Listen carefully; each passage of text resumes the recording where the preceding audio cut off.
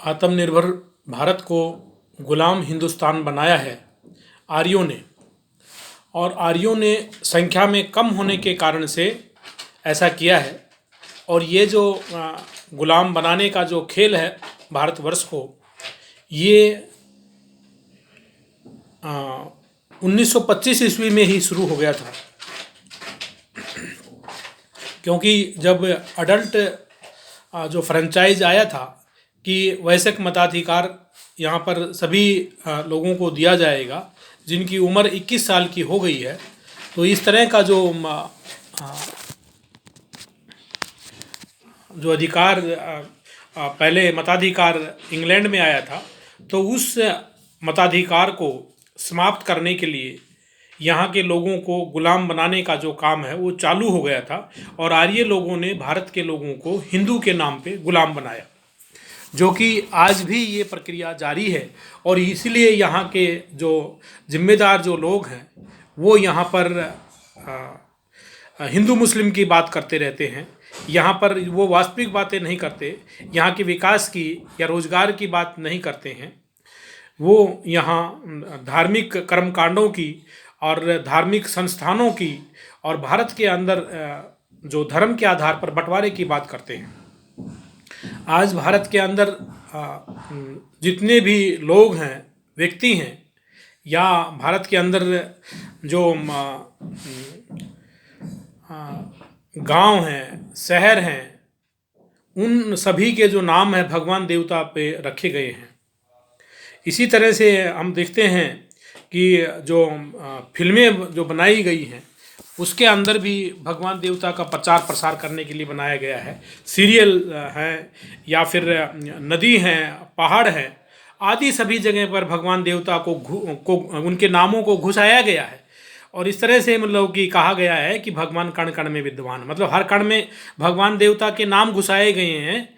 औरतों के नाम, आदमियों के नाम, जानवरों के नाम, पशुओं के नाम, पक्षियों के नाम, सभी चीज़ों के नामों के अंदर भगवान देवता को घुसाया गया है। और ये कहा गया है कि भाई भारत के अंदर जो है कण कण में भगवान है।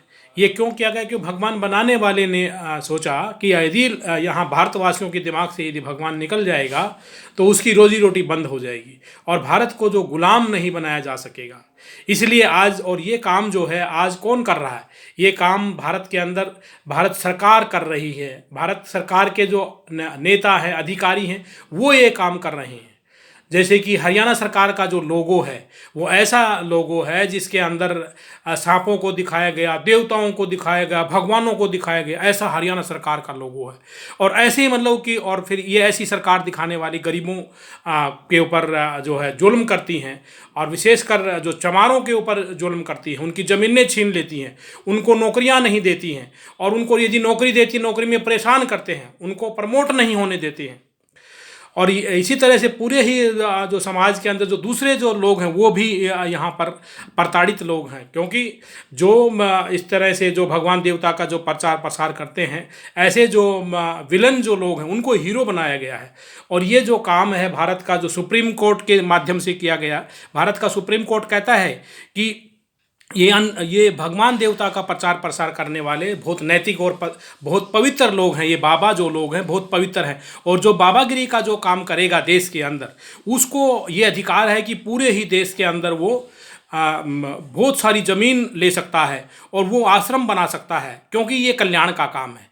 उसने इस काम को उसमें चैरिटेबल एक्ट किया है। वो जो इनकम टैक्स एक्ट के अंदर उसको चैरिटी का नाम दिया गया है। बाबागिरी का नाम, भगवान देवताओं का प्रचार प्रसार करने का जो नाम है वो चैरिटेबल एक्ट के अंदर है। लेकिन संविधान का प्रचार करना, संविधान के आधार पर जो उनके फंडामेंटल राइट्स के बारे में लोगों को बताना, कानून की जो संवैधानिक जो चेतना है वो पैदा करना, वो फंडामेंटल राइट के अंदर नहीं है। क्यों? क्योंकि विदेशी जो आर्य जो लोग हैं ये चुटकी भर हैं, और ये चुटकी भर जो विदेशी आर्य लोग हैं ये भगवान देवता के नाम पे भारत के लोगों को उल्लू और बेवकूफ़ बना करके ही भारत के अंदर राज कर सकते हैं। बहुत सारे लोग सोचते होंगे कि भाई आज जो है वोट कार्ड को कोई नहीं पूछता है, मताधिकार का अपमान कर दिया गया है, क्योंकि हर जगह तो आधार कार्ड को पूछा जाता है। चाहे आप रेलवे में जाओगे तो आधार कार्ड पूछा जाएगा, यदि आप एरोप्लेन में आप एयरपोर्ट पे जाओगे तो आधार कार्ड को पूछा जाएगा, किसी भी दफ्तर में जाओगे तो आधार कार्ड को पूछेगा। तो आईडी ऑफ द जो डे क्या है? ID of the day voter card नहीं है, यहाँ पर आधार कार्ड है। और आधार कार्ड के ऊपर क्या लिख दिया गया है कि ये नागरिकता का सबूत नहीं है। मतलब जो आधार कार्ड जो रखता है वो इस देश के अंदर भूत और पप्पू है, उसके ऊपर लिखा हुआ है कि ये पहचान का प्रमाण है, नागरिकता का नहीं। तो ये सब जो जुल्म जो है, ये जो भगवान देवता को प्रसारित करने का नहीं है, ये भारत को गुलाम बनाने का है।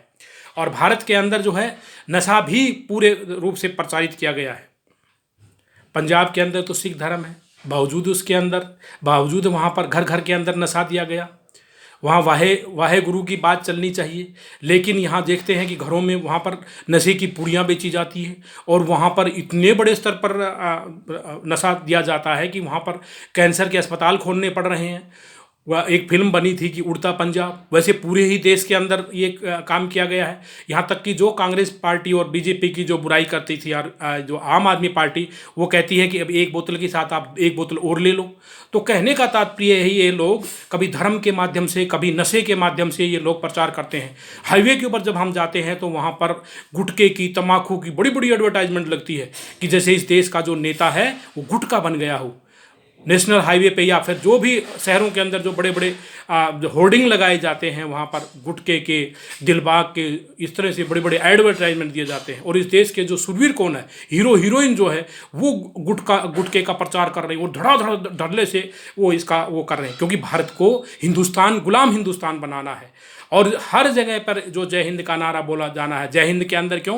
क्योंकि हिंद के अंदर हिंदू धर्म घुसा हुआ है और हिंदू धर्म के अंदर 33 करोड़ देवताओं का ऐसा मसाला तैयार किया गया है कि यहाँ के लोगों के दिमाग से कभी वैज्ञानिकता ना घुस सके, कभी तर्क वितर्क ना घुस सके, कभी यहाँ पर के जो लोग हैं वो साउंड माइंड के नहीं हो सकें। तो इस तरह का जो खेल खेला गया है आर्यों ने, सरकार के माध्यम से, बाबाओं के माध्यम से, फिल्मों के माध्यम से, सीरियलों के माध्यम से भगवान देवताओं को खूब प्रचार किया गया है। और नशा दे करके वो और भी मतलब कि आसान हो जाता है, नशा दे करके लोगों को आश्रित बनाना, गुलाम बनाना और फिर उनको धर्म क्या जो ये लॉलीपॉप देना, ये सब किया है। तो ये सब बातें ज़रूरी है। सबको जय भीम, जय भारत, नमो बुद्धाय, खुदा हाफिज़। मैं डॉक्टर आर के चमार, सोशल एक्टिविस्ट, दिल्ली। आप इस वीडियो को ज़्यादा से ज़्यादा शेयर करें, लाइक करें और आगे फैलाएं। धन्यवाद। जय भीम।